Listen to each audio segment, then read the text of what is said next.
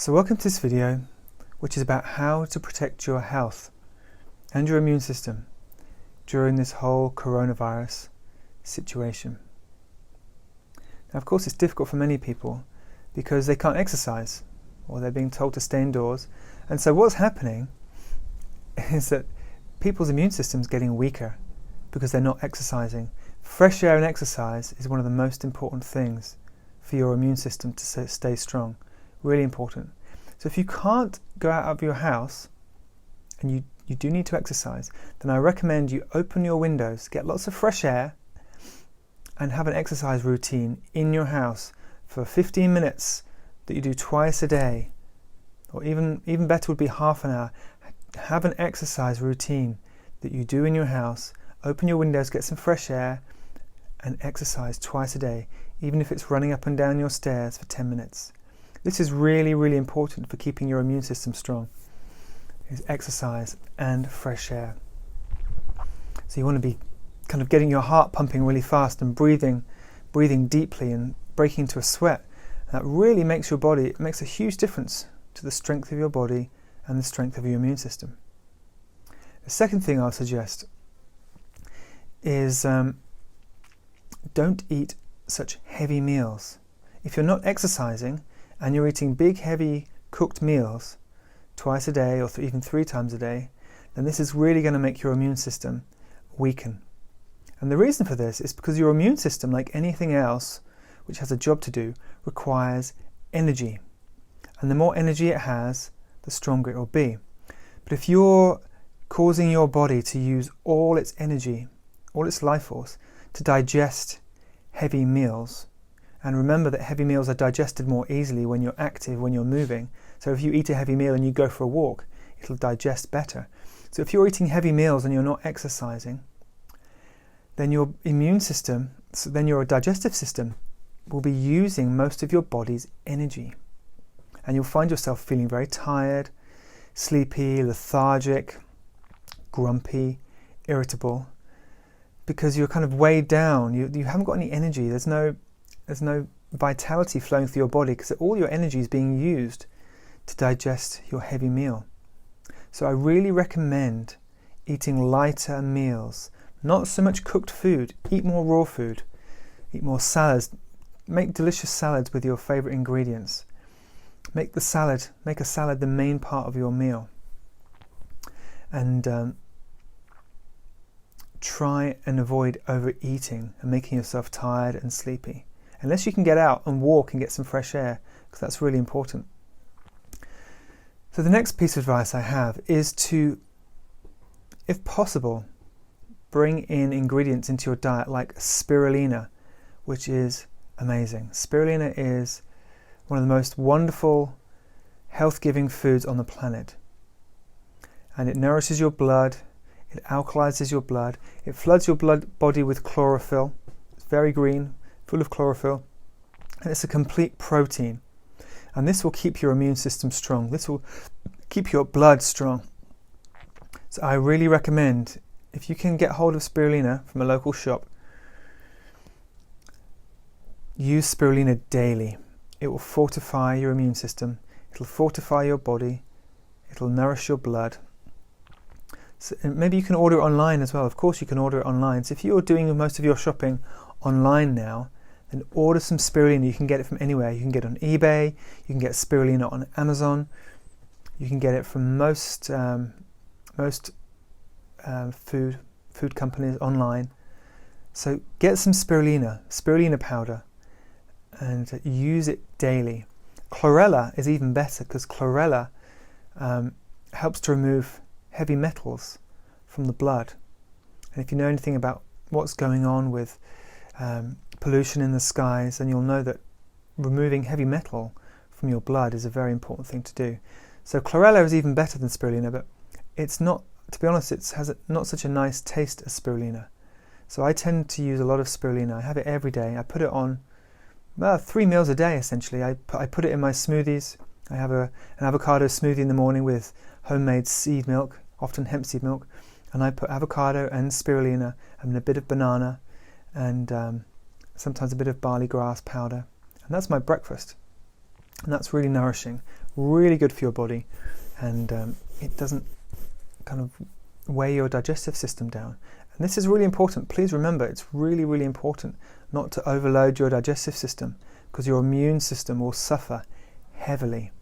If you're eating a lot and you're not exercising, then the energy is just not going to be there to keep your immune system strong. It's really as simple as that. The more energy you have available, and the more energy you're kind of creating through exercise, through breathing, through fresh air, then the stronger your immune system will be. The next piece of nutritional advice I have is to start growing wheatgrass. Now, this may seem like an ordeal or something, a bit of a complicated process. And you can get wheatgrass powder or barley grass powder, which is the same thing but actually a little bit tastier. You can order wheatgrass powder or barley grass powder online in probably most of the same places you can get spirulina. But the best thing for your body, the most healing and strengthening fuel you can put in your body, is fresh wheatgrass juice. So I grow it in my garden, and it grows quite well in the garden in a kind of shady, semi-shady area, plenty of water. And you just plant it in the ground and it grows. It's just wheat seeds. You can just get normal wheat seeds. Of course, organic wheat seeds or kamut seeds or spelt seeds are best. But just if you can't get those, you can just get normal wheat seeds. You can even use animal feed wheat grain. Of course, they're not ideal, but you can use them. And you just soak them. You soak a quantity for 24 hours in water, and then you strain off the water and you let them sprout. You let these wheat grains sprout. And there's a little white tail. You then kind of plant them. You kind of put a layer of these wheat grains on say 2 centimeters of soil, like this much soil. And you can do it in trays on your windowsill. You don't need to do it in your garden. You can do it on your trays. So you get some seed trays like this, and you put a layer of soil like that, and you kind of cover the top with these sprouted wheat grains. And then you can either put another tray on top to keep it dark, because it needs to be dark, or you can put another layer of compost, another layer of soil on top to keep it dark and keep it moist. And then you just leave it on your windowsill, let it get plenty of air if possible, and you water it maybe once a day. Keep the soil moist, and you'll start to notice that they sprout. They get bigger and bigger and bigger. And once they're like this big, once they're the grass shoot, because it's just grass, once the grass shoot is this big, you take the top off and you let it get some sunshine, and they grow.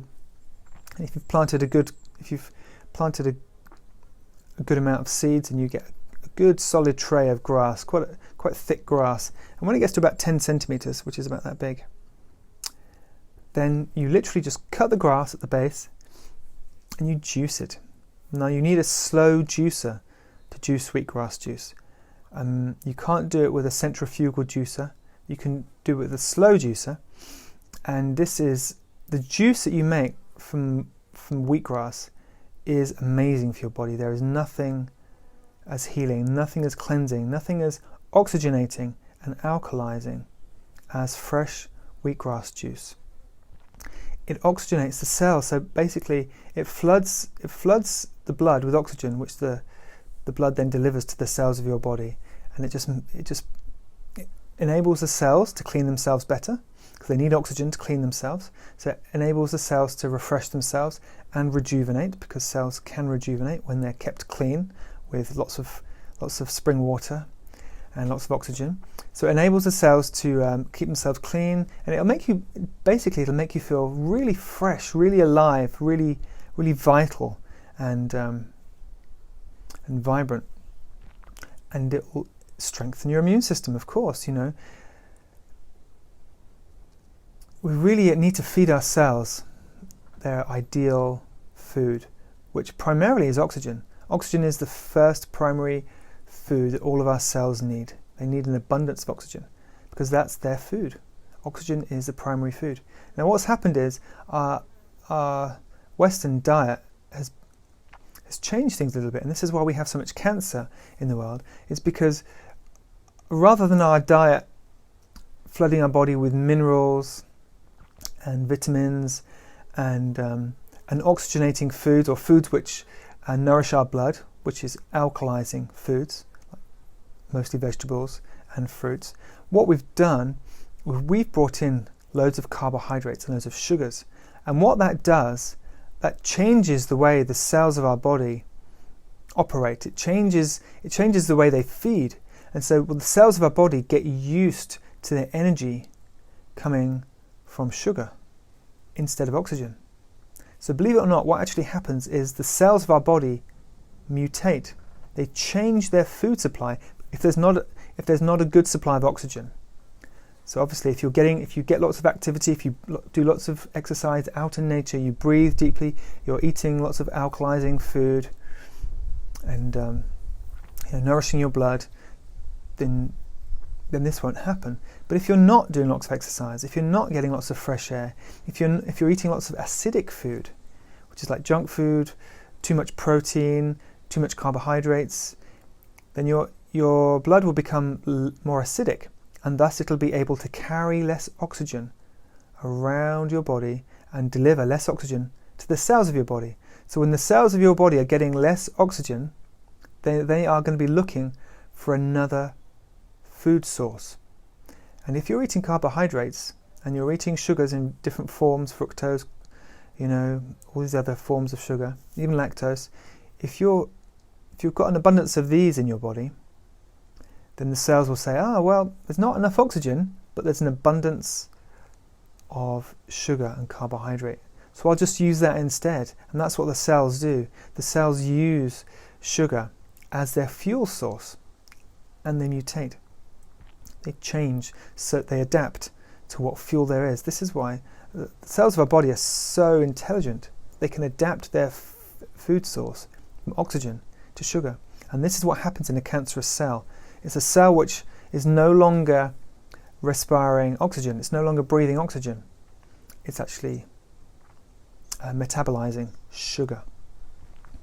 And to do this, for the cells of our body to metabolize sugar, it uses up a lot of oxygen. It uses up the oxygen that's in our body. This is why if you have a big bowl of rice, a big bowl of white rice or bread or something or pasta, then you feel very sleepy afterwards, because all the oxygen that's in your body to feed your cells is actually being used by your digestive system to burn the carbohydrate. So the carbohydrate is saying, we need oxygen to process this food.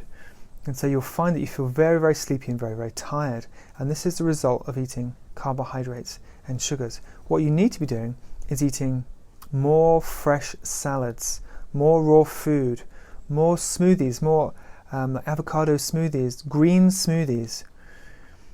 This is how you nourish your blood. This is how you alkalize your blood, which means it'll carry more oxygen to the cells of your body, which means your immune system will be stronger.